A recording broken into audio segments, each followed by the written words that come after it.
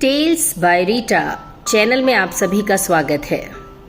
आज मैं आपके सामने जानी मानी लेखिका रीटा गर्ग की लिखी कहानी आज का अभिमन्यु सुनाने के लिए उपस्थित हुई हूँ।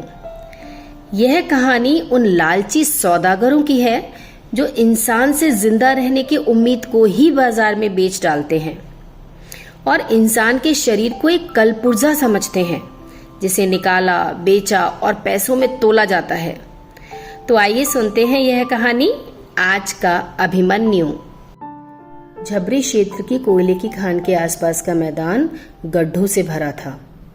खदान के मजदूर झोपड़ी बनाकर कालीमा में ही जीते थे। वहां पर रौनक नाम का मजदूर अपनी पत्नी विमला और बेटे हंसू के साथ रहता था। विमला धार्मिक प्रवृत्ति की थी। कहीं पर भी कथा, प्रवचन या धार्मिक आयोजन होने पर वह अधिकतर सम्मिलित हुआ ही करती थी।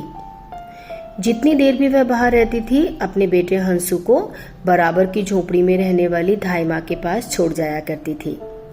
हंसू को पैदा भी उन्होंने ही करवाया था। अब भी 9 माह की गर्भवती विमला उनकी वजह से ही तसल्ली में थी। आज विमला को प्रवचन से लौटने में अंधेरा होने लगा था। घबराकर पंडित जी की बताई महाभारत की सुभद्रा और अभिमन्यु की कथा मन में दोहराने लगी। ताज्जुब कर रही थी कि कैसे रानी सुभद्रा के गर्भ में अभिमन्यु ने चक्रव्यूह में घुसने की कला को सुनकर सीख लिया था। तभी उसे 2 व्यक्ति एक गाड़ी के पास बातें करते दिखे। वह पास ही टीले के पीछे छिप गई। वहां पर उनकी आवाजें आ रही थीं और वह समझ गई कि वह तो बदनाम गुर्गे रैनी और उसके अपराधी प्रवृत्ति बॉस से कुछ ही दूरी पर थी। बॉस रैनी को डांट रहा था, मैंने तुम्हें नए जमाने की सारी सुविधाएं दे रखी हैं। एम्बुलेंस में 2 डॉक्टर, 2 नर्स हैं। अपहृत बच्चे का कोई भी या सारे महत्वपूर्ण अंग कुछ मिनटों में ही निकाल सकते हैं। बॉस ने यह भी कहा, इस गरीब देश में अमीर कुछ ज्यादा ही अमीर हैं और विलासिता में अपना शरीर बीमार कर रहे हैं। लीवर, किडनी, हार्ट और भी कुछ अंग। औरतों को इन सब के अतिरिक्त एक खास अंग की भी जरूरत होती है। हमारा बिजनेस विदेशों से भी जुड़ा हुआ है। भारत में मेडिकल सुविधाएं सस्ती हैं और कामयाब बहुत हैं। इसीलिए और देशों के लोग यहाँ आकर मेडिकल टूरिज्म का लाभ पाते हैं। रैनी, आज तुम्हारी टीम नंबर 6 ने कितने बच्चे अगवा कर परलोक भेजे हैं? बॉस, 4 बच्चे ही मिल पाए। रैनी, तुम इस मेडिकल टूरिज्म जैसे व्यापार के खर्चे नहीं समझ पाओगे। अगर 8 टीम ऐसे ही करेंगे तो कैसे चल पाएगा? अपने को पापी नहीं बल्कि रईसों का जन्मदाता मानो। भगवान का हम जीवन दाताओं पर आशीर्वाद रहा तो यह व्यापार दोहरी दिशा में बढ़ेगा। सच्चाई समझो, रईसों में अपने बच्चे कम पैदा किए जा रहे हैं और वह अपना प्यार पालतू जानवरों पर लुटा रहे हैं। वह दिन दूर नहीं जब पालतू जानवर भी पूरी मेडिकल सुविधा पाएंगे। मैं सोचकर झूम जाता हूं कि दोहरा व्यापार। जी बॉस, वास्तविकता में हमारी गतिविधियों को यहाँ के लोग पहचान गए हैं और अंधेरे से पहले ही घरों में बच्चों को छिपा लेते हैं। वे लोग ये सब बातें करके और कुछ भी कहते सुनते आगे बढ़ गए। अंधेरा भी गहरा रहा था। तब विमला छिपते हुए घर की ओर तेज तेज चल पड़ी। शरीर पर हवा के साथ पड़ गई कोयले की राख पर पसीने की लाइनें तरह तरह के डिजाइन बना रही थी। उसके घर पहुंचने से पहले रौनक घर पहुंच चुका था। विमला उसे देखकर रोने लगी और एक सांस में सब बताया। फिर पति, बेटे और स्वयं का खाना लगाकर खिलाया और खाया। जब बड़ा बेटा सो गया तब पति से कहा, अच्छा होता हम इस अजन्मे का गर्भपात करा पाते।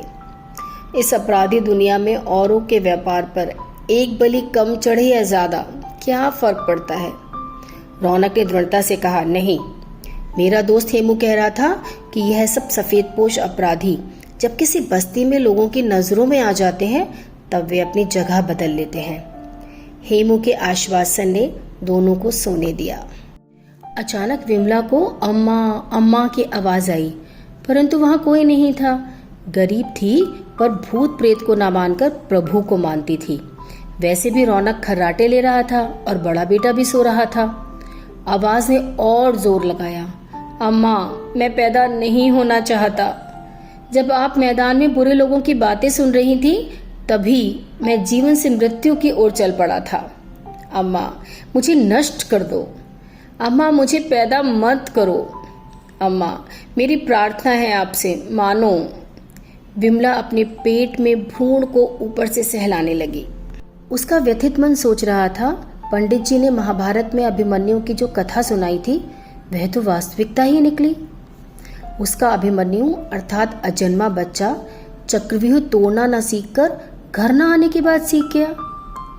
तत्पश्चात विमला की लोरी, पेट सहलाने व थकान से भ्रूण शांत हो गया, वरना वह तो जिद्दी बच्चों की तरह टांगे भी फेंक रहा था। विमला की आंखों पर भी आलस्य छाने लगा। अगली सुबह विमला दर्द से चीख रही थी। सब आसपास के लोग आ गए। पड़ोस की झोपड़ी से ढाई माँ भी आ गईं। उन्होंने बच्चा देखते ही शोर मचा दिया कि बेटा हुआ है। सब नाचने लगे। विमला सोचने लगी कि रैनी और बॉस के फायदे के लिए एक और बलि आ गई।